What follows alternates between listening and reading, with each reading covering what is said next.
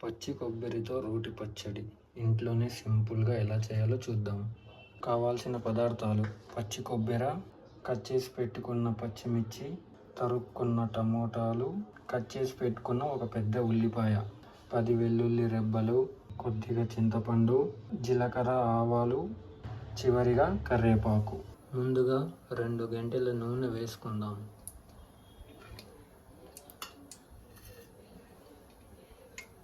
ఈ జీలకర్ర, ఆవాలు వేసుకుందాం.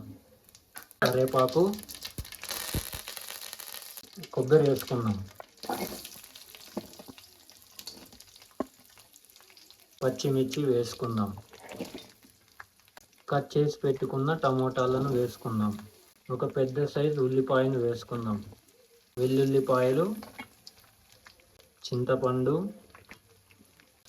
ఇప్పుడు ఇవన్నీ కలుపుకుందాం. హై ఫ్లేమ్లో 10 నుంచి 15 నిమిషాల పాటు బాగా కలుపుకోవాలి.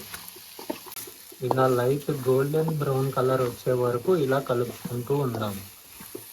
తర్వాత రోట్లో వేసుకోవడం కోసం కొద్దిసేపు స్టవ్ ఆపేసి చల్లారనిచ్చుకుందాం. చల్లారిన మిశ్రమాన్ని ఇప్పుడు రోట్లోకి వేసుకుందాం.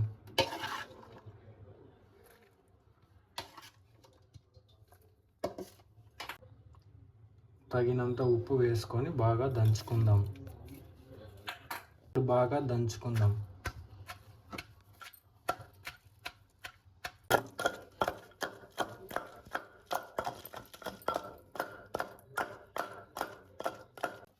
ఇలా దంచుకున్న కొబ్బరి పచ్చడి ఇప్పుడు గిన్నెలోకి తీసుకుందాం.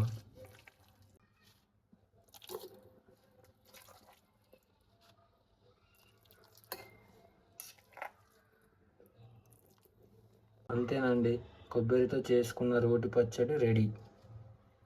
వేడి వేడి అన్నంలోకి రోటి పచ్చడి ఎంతో రుచికరంగా ఉంటుంది. ఒకసారి ట్రై చేసి చెప్పండి.